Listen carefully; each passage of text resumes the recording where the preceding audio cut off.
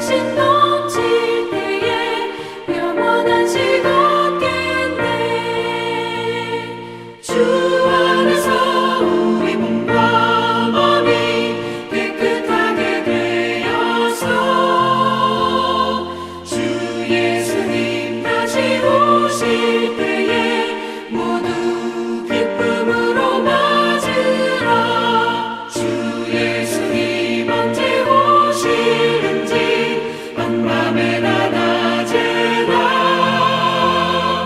늘 깨어서 주님 받는 성도 주의 영광 보겠네. 주 안에서 우리 몸과 마음이 깨끗하게 되어서 주 예수님 다시 오실 때에 모두 기쁨으로 맞으라.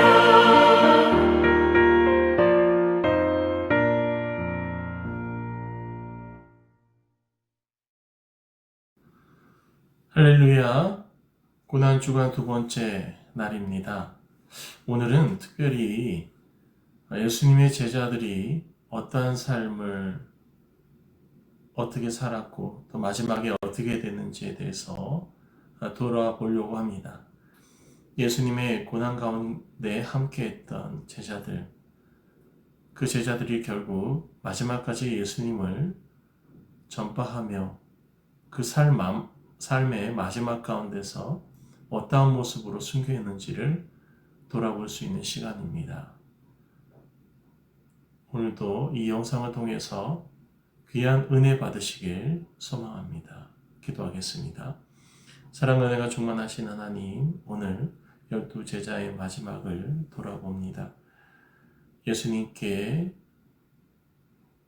부름받아 하나님의 말씀으로 양육되고, 비록 예수님의 십자가 가운데는 함께하지 못했지만 예수님의 부활을 보며 그 부활의 소망을 가지고 마지막까지 예수 그리스도의 말씀을 전하다가 순교한 그들의 모습을 저희들 돌아보면서 우리들의 삶 가운데도 오직 예수 그리스도만을 위한 삶을 이어나갈 수 있는 힘을 얻게 하여 주옵소서.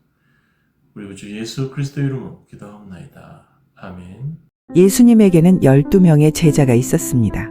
예수님이 가장 가까이하고 아꼈던 제자들이죠. 성경에서도 그들은 예수님의 중요한 순간에 함께했죠. 그들은 나중에 성경이 만들어지는데 기여하기도 했고, 사람들은 그들이 남긴 메시지를 통해 하나님의 말씀을 듣고 있기도 합니다. 기독교 역사에 엄청난 공헌을 한 예수님의 제자들이었지만 그들은 복음을 전파하기 위해 희생을 마다하지 않았기 때문에 다소 끔찍한 최후를 맞이하기도 했습니다. 그렇다면 12제자는 어떤 사람들이었고 그들 생애의 마지막이 어떠했는지 구체적으로 함께 알아볼게요. 베드로는 예수님의 가장 중요한 제자 중 한 명이며 12명의 제자들을 이끌었던 리더이기도 합니다. 그는 예수님의 제자가 되기 전 갈릴레아 지방 출신으로 형제인 안드레아와 함께 어부로 살고 있었습니다. 베드로는 특히 예수님과 매우 가까웠고 중요한 순간에 예수님과 함께하며 예수님의 가르침과 여러 기적을 직접 목격하기도 했습니다. 그는 예수님을 따라 물 위를 걷다가 물에 빠지는 일도 있었고 예수님께서 메시아임을 고백하는 증인으로도 기록됩니다. 그러나 예수님께서 체포되는 날 로마 군인들의 추궁에 베드로는 3번이나 예수님을 모른다고 부인했었습니다. 하지만 예수님은 이 사실까지 미리 알고 있었고 어쩌면 예수님이 베드로를 위해 미리 그것을 지시했을 수도 있죠. 사도행전에 따르면 베드로는 예수님이 돌아가시고 나서 많은 사람들을 치유하고 예수님의 복음을 전하는 데 앞장섰으며 교회의 성장과 발전에 크게 기여했습니다.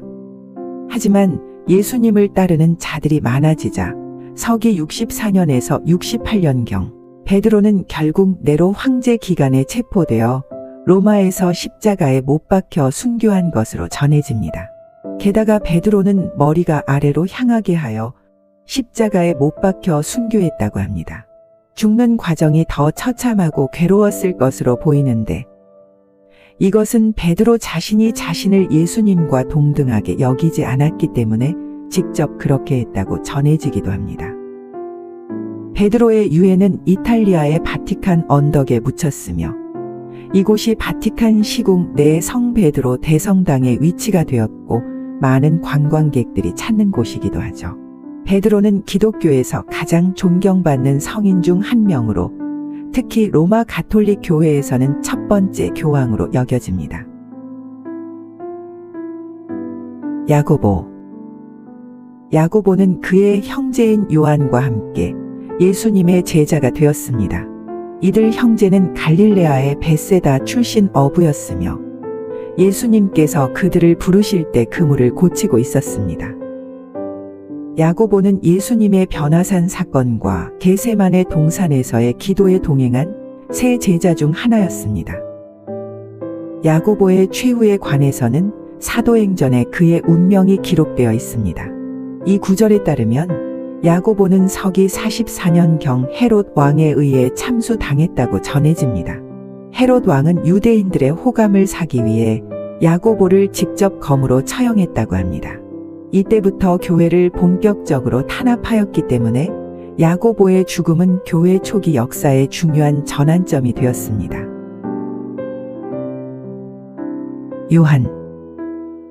요한은 예수님의 12제자 중 하나로 야고보의 동생이자 제베데의 아들입니다. 그는 사랑하는 제자로 알려져 있으며 신약성서에는 그의 깊은 믿음과 예수님에 대한 사랑이 여러 번 강조됩니다. 요한은 예수님의 삼총사 중 하나로 예수님의 중요한 순간들에 함께했으며 십자가에서 죽으시는 예수님으로부터 어머니 마리아를 돌보라는 임무를 받았습니다. 요한은 신약성서의 여러 책을 저술했다고 전해집니다. 요한복음, 요한일서, 요한이서, 요한3서 그리고 요한계시록의 저자로 알려져 있습니다. 그의 저술에서는 사랑과 진리의 중요성이 강조되며 특히 요한복음에서는 예수님의 신성과 인류에 대한 사랑이 깊이 있게 다루어집니다. 도미티안 황제의 박해를 받아 소아시아의 파트모스 섬으로 유배되었다가 나중에 에베소로 돌아와 그곳에서 복음을 전하다가 늙어서 자연사했다고 전해집니다. 12명의 제자 중에서는 비교적 평화롭게 최후를 맞이한 것으로 평가됩니다.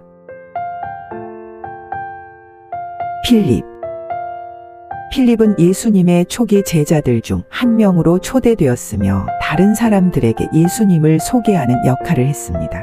특히 그리스인들이 예수님을 만나고 싶어 할 때 그들을 예수님께 인도하는 장면에서 중요한 역할을 했습니다. 또한 예수님께서 5,000명을 먹이신 기적에서 빵과 물고기를 어디서 살 수 있을지 예수님께 묻는 사람도 필립입니다. 필립은 복음을 전파하다가 순교했다고 전해집니다. 평화롭게 자연사했다는 설도 있지만 십자가에 거꾸로 못 박혀 순교했다거나 돌에 매달려 죽었다는 등의 설도 있습니다. 필립의 유해는 나중에 몇 차례 이동되었다고 전해지며 현재는 로마 또는 튀르키에 안치되어 있다는 이야기가 있습니다.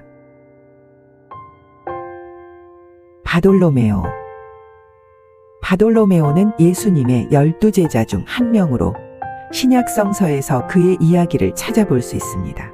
바돌로메오는 다른 복음서에서는 나다나엘로 언급되기도 합니다. 이는 그가 두 이름을 가졌을 가능성을 시사합니다. 바돌로메오는 갈릴리 해변에서 예수님을 만나 제자가 된 것으로 알려져 있습니다. 요한복음에서는 나다나엘이 예수님을 처음 만났을 때 예수님께서 그에 대해 참으로 이스라엘인이다. 그의 안에는 거짓이 없다. 라고 말씀하신 것으로 기록되어 있습니다. 한 주장에 따르면 바돌로메오는 복음을 전파하기 위해 여러 지역을 여행했으며 아르메니아, 인도, 아프리카, 아라비아 등지에서 활동했다고 합니다. 그는 복음을 전파하는 과정에서 많은 기적을 행했다고 전해지며 많은 사람들을 치유하고 복음으로 이끌었다고 합니다. 그는 아르메니아에서 복음을 전파하다가 믿음을 배반하라는 불당한 명령을 거부했고 이로 인해 살아있는 채로 가죽이 벗겨지는 형벌을 받았다고 전해지기도 합니다. 십자가에 못 박혀 순교했다는 설도 있지만 이러한 순교의 방식은 그가 겪었을 고통에 어떠했을지 우리는 상상이 가지 않습니다. 바돌로메오는 순교 이후 그의 유해가 여러 차례 이동되었다고 전해지며 바돌로메오의 용기와 헌신은 오늘날에도 많은 사람들에게 영감을 줍니다.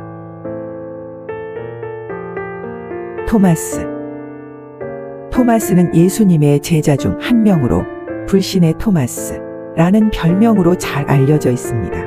이 별명은 예수님의 부활 후 다른 제자들이 부활한 예수님을 보았다고 말했을 때 토마스가 그것을 믿지 않고 자신의 눈으로 보고 손으로 예수님의 상처를 만져보지 않는 한 믿지 않겠다고 말했기 때문에 붙여졌습니다. 후에 예수님께서 토마스 앞에 나타나셔서 그의 상처를 보고 만지게 하셨고 이를 통해 토마스는 예수님의 부활을 확신하게 되었습니다. 토마스는 복음을 전파하기 위해 예수님의 부활 후 인도로 갔다고 알려져 있습니다. 그곳에서 그는 많은 이들을 기독교로 개종시켰고 여러 교회를 세웠으며 이로 인해 인도의 기독교인들 사이에서 토마스는 매우 존경받는 인물입니다. 토마스는 인도의 마이라푸르에서 복음을 전파하던 중 현지의 종교 지도자들에 의해 창에 찔려 순교했다고 합니다. 그의 무덤은 오늘날 인도 첸나이에 위치한 산톰의 대성당에 있다고 전해집니다. 마태 본명은 레위이며 세금 징수인으로 일하던 중 예수님에 의해 부름받아 제자가 된 인물입니다. 그는 세금 징수소에서 일하고 있었을 때 예수님의 부름을 받고 모든 것을 뒤로하고 예수님을 따랐습니다. 당시 로마 정부를 대신해 세금을 징수하는 일은 유대인 사회에서 매우 불명예스러운 직업으로 여겨졌습니다. 그럼에도 불구하고 예수님은 마태를 포함한 다양한 배경의 사람들을 제자로 삼으셨습니다. 마태는 신약 성경 중 하나인 마태복음의 저자로 알려져 있기도 합니다. 이 복음서는 예수님의 삶, 가르침, 죽음 그리고 부활을 기록하고 있으며 특히 유대인 독자들을 염두에 두고 예수님이 어떻게 메시아로서 구약 성경의 예언을 성취했는지 강조합니다. 하지만 마태가 최후에 어디에서 어떻게 순교했는지에 대해서는 여러 가지 다른 이야기가 있습니다. 일부 설에 따르면 그는 에티오피아에서 순교했다고 하며 다른 이야기에서는 그리스 혹은 페르시아에서 순교했다고 합니다. 어떻게 죽었는지는 확실하지 않지만 마태가 복음을 전파하는 과정에서 순교했다는 점은 확실해 보입니다. 야고보 알페오의 아들인 야고보에 대한 성경의 기록은 매우 제한적이며 그의 삶과 사역에 대한 구체적인 내용은 많지 않습니다. 야고보에 대한 구체적인 정보가 부족함에도 불구하고 그가 예수님의 12제자 중 한 명으로 선택되었다는 사실은 그가 예수님의 가르침과 사역에 깊이 관여했고 예수님의 가르침을 전파하는 데 중요한 역할을 한 것으로 보여집니다. 야고보 또한 언제 어디서 어떠한 죽음을 맞이했는지 정확한 기록이 나타나 있지 않습니다.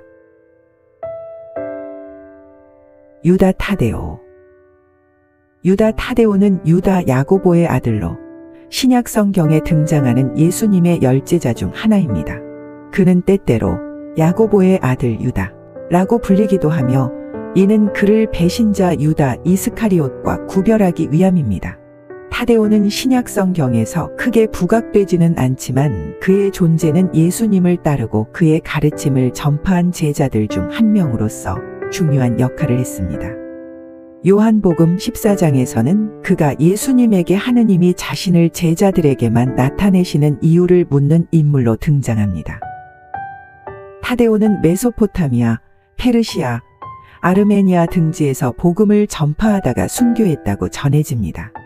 그는 아르메니아 교회의 설립에 중요한 역할을 했지만 최후에는 돌에 맞아 순교했거나 창에 찔려 순교했다고 전해집니다.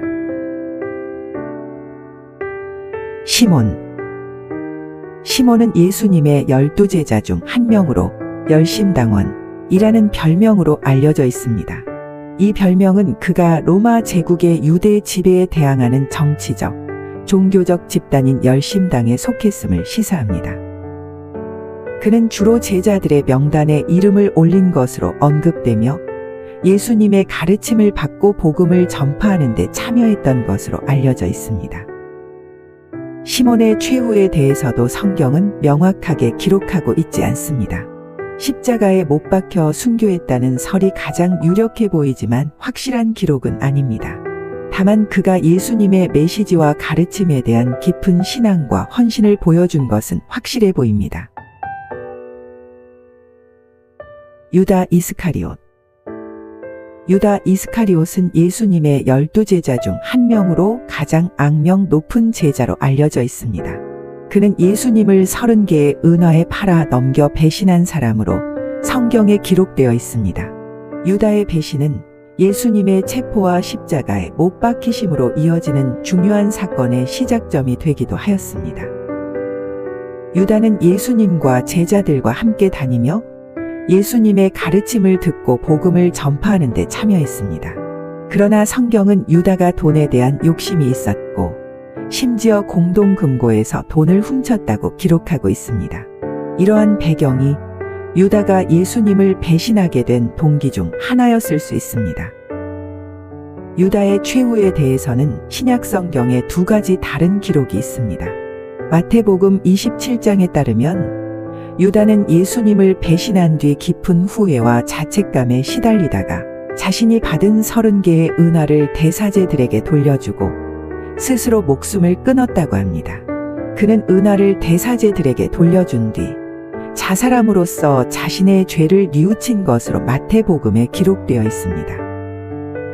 반면 사도행전 1장에서는 유다가 부정한 이익으로 얻은 땅에 추락하여 내장이 터져 죽었다고 기록하고 있습니다. 또한 헤롯 왕에 의해 칼로 참수되었다는 이야기도 전해지고 있습니다. 안드레. 앤드류라고도 불리는 안드레는 베드로의 형제입니다. 그 또한 갈릴레아 출신 어부였으며 예수님을 따르기 전에는 세례 요한의 제자였던 것으로 알려져 있습니다. 성경에 따르면 안드레는 자신의 형제 베드로를 예수님께 데려가 소개한 사람으로 처음 등장합니다. 이 일화는 그가 베드로보다도 앞서 다른 사람들을 예수님께 인도하는 역할을 한 것으로 보입니다. 안드레 또한 예수님의 역사적인 순간을 함께했습니다. 그는 5개의 빵과 2덩어리의 고기로 5,000명을 먹인 기적에 관여한 것으로 기록되어 있으며 예수님의 가르침과 기적을 직접 보고 체험한 증인 중 한 명입니다. 안드레는 예수님의 부활과 승천 이후 하나님의 복음을 전하기 위해 여러 지역을 여행했습니다. 특히 그리스, 소아시아 그리고 흑해 지역을 포함한 여러 곳에서 복음을 전한 것으로 알려져 있습니다. 그가 초기 기독교 교리의 전파에 중요한 역할을 했다는 것은 분명합니다. 안드레는 그리스의 파트라스에서 순교한 것으로 알려져 있습니다. 안드레 또한 자신은 예수님과 같지 않기 때문에 예수님과 똑같이 십자가에 못 박혀 순교하는 것을 거부하였고 대신 X자 형태의 십자가에 묶여 순교했다고 전해집니다. 이 글에서 X자를 이용한 순교 방식은 안드레를 상징하는 중요한 심볼 중 하나가 되었고 그 심볼은 스코틀랜드의 국기에서도 볼 수 있습니다. 안드레의 유해는 전설에 따르면 나중에 콘스탄티노플로 옮겨졌으며 일부는 스코틀랜드와 다른 지역으로도 옮겨졌다고 합니다. 안드레는 스코틀랜드의 수호성인으로 특별히 추앙받고 있습니다. 12제자는 모두 예수님과 함께한 소중한 제자들이었습니다. 하지만 예수님을 배신한 제자도 있었고 죽을 때까지 예수님의 명예를 지키기 위해 끔찍한 죽음을 마다하지 않은 제자들도 있었습니다. 공통적인 것은 그들이 초기 기독교의 신앙을 세상에 알리는 데 있어서 모두 큰 역할을 했다는 점이고 그들을 통해 우리는 지금도 예수님의 말씀과 복음을 받을 수 있게 되었다는 점입니다. 더 많은 사람들이 성경을 더 쉽고 재미있게 듣고 성경과 함께하는 사람이 더 많아지는 세상을 만들기 위해 끊임없이 노력하고 있는 비치길TV였습니다. 오늘은 예수님의 12제자와 그들의 최후라는 다소 어렵고 자극적인 주제로 영상을 만들어 보았습니다. 다음에는 더 재미있는 성경 이야기로 찾아뵐게요. 구독과 좋아요 부탁드립니다.